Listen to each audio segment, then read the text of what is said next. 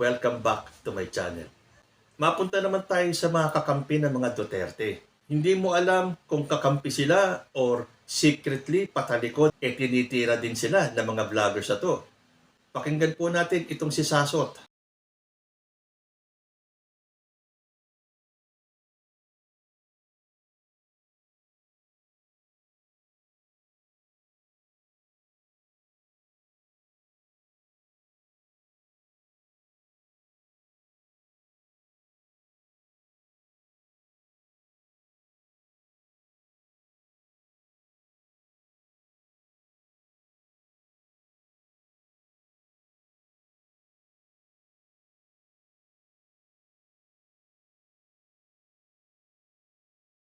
Hindi ba?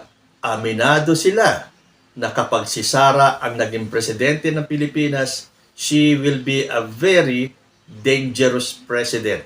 Sa mga nagdudunong-dunungan naman tayong mga DDS, katulad ni Cathy Binag.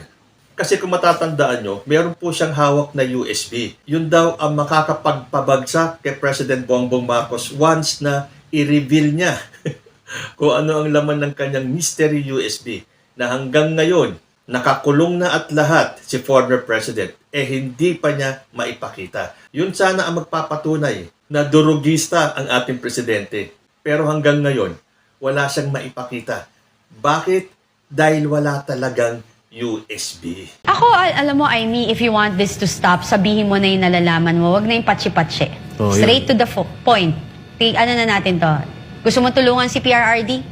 Salita ka na. Ikaw, hindi yung USB ko. Hindi yung USB ko. Hindi yung USB ko. Ikaw ang maging ang eyewitness or ikaw mismo magsalita kung ano yung totoong nangyayari.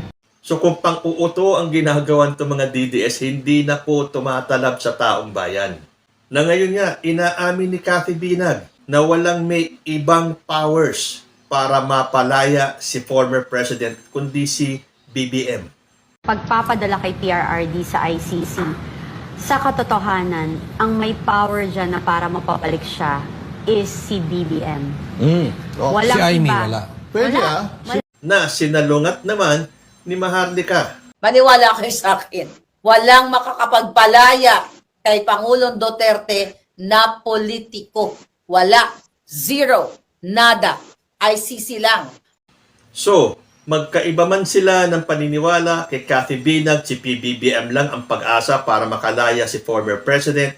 Kay Maharlika naman, walang sino mang politiko ang makakatulong para mapalaya si former president. At least nagkakaisa sila. Hindi mapapalaya si former president. Kahit na anong ngak-ngak ni Sara Duterte sa lahat ng pinupuntahan niya mga bansa, bring him home, malabo pong mangyari yan. Kahit na sisihin ng gusto ni Sara Duterte si President Bongbong Marcos, hanggang sisi na lang siya. Mahirap pong kalaban ang karma.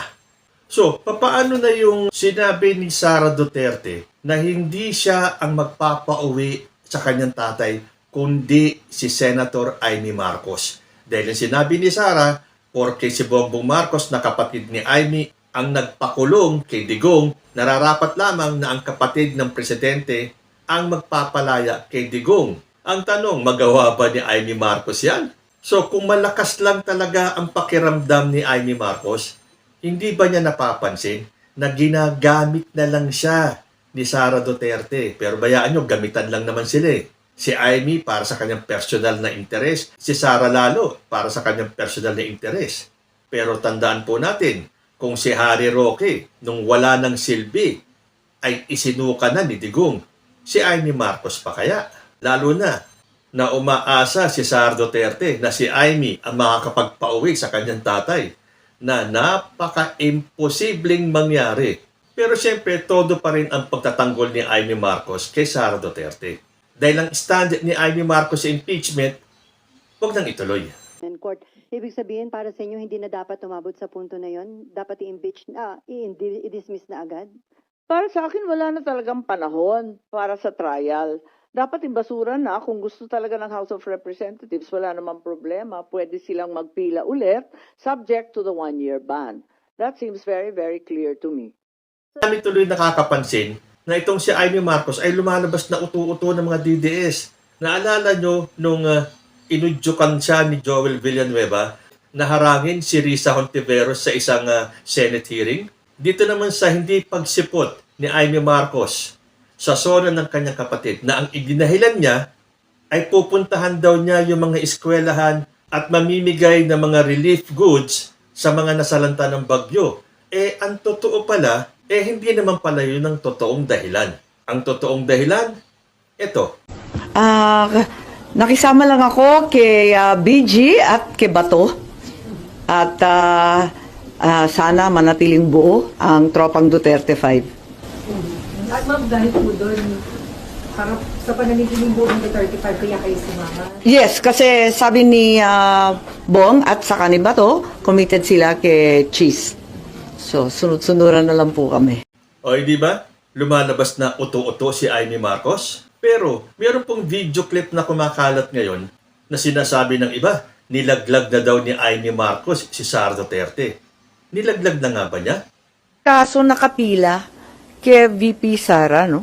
Ang dai-dai niyang kaso at hindi natin masasabi na kumbaga walang accountability. Marami pa rin pananagutan kasi ang dami pa rin kaso. Nakita naman ninyo sa COA, sangkatutak pa ang kaso sa COA, disallowance regarding the confidential funds, nakatenga pa rin yan on appeal before COA Commission. May 3 petisyon tungkol sa confidential funds sa Supreme Court. So tuloy-tuloy pa rin yan. Tapos may COA proceedings sa 2023 confidential funds about OVP, pati na rin ang DepEd. So, hindi kumbaga makakaligtas kung may anomalya man. Talagang maimbestigahan to ng todo-todo. Meron pang DOJ criminal complaint. Tapos meron pang, di ba ito yung grave threat, inciting to sedition? Chinecheck ko eh. Kasi yung iba sinasabi, makakaligtas, makakalusot. Hindi naman, wala naman lusutan. Alam naman natin ang ending ng impeachment, di ba? Magpipila pa rin ang kaso. Ang totoo, may kaso na eh. So para sa inyo, yun ang mas tamang step or... Well, sa ngayon, unless mag-umpisa na naman ang panibagong impeachment. So, aminado si Amy Marcos na maraming kaso na nakabinbin at dapat harapin ni Sara Duterte. Hindi man matuloy yung impeachment trial niya, patong-patong na kaso ang dapat harapin ni Sara Duterte. Nasa bibig mismo ni Amy Marcos nang galing yung mahihirapan lusutan yung mga kasong yon. So sa dami ng kasong yan nakakaharapin ni Sara Duterte, isa ba siya sa problema ng bansa o siya ang natatanging problema ng bansa? Ano ang masasabi ni Sara Duterte dito? I am not the problem of this country. Di ako ang problema ng Pilipinas. Hindi Duterte. Sa tingin ninyo, hindi ba problema si Sara Duterte ng bansang ito? Then mula nang sumulpot ang mga Duterte sa bansang ito, nagkaletse-letse na po tayo. Dahil ang akala ng pamilya nila, sila ang hulog ng langit. Sila ang dapat mamayani. Dapat magpatuloy ang kanilang kapangyarihan sa bansang ito. Akala nila, mauuto nila si Bongbong Marcos na sumunod sa lahat ng gusto nila. Lalo na at nandyan ang BFF ni Sara na si Amy Marcos. Akala ni Amy, susunod si Bongbong sa kanya at pagbibigyan lahat ng kapritsyo ni Sara Duterte. Hindi. Nung hindi nakuha ni Sara ang mga gusto niya, ay ito na. All hell broke loose. Hindi nga ba? Sinabi pa ni Sara Duterte na siya ang presidente ng impyerno. Paano sasabihin ni Sara Duterte na mas demonyo ang administrasyon ni PBBM? Siya naman ang presidente ng impyerno. Matindi yung laban, Mayor. Kasi mas demonyo yung administration ngayon. Ito kasi si Sara Duterte ang hilig sa ad hominem. Kung manira siya, personalan. Mga panlalait na kahit ang aso hindi matatanggap. Ganyan po ang style nila eh. Isa pang patunay kung paano manlait itong si Sara Duterte.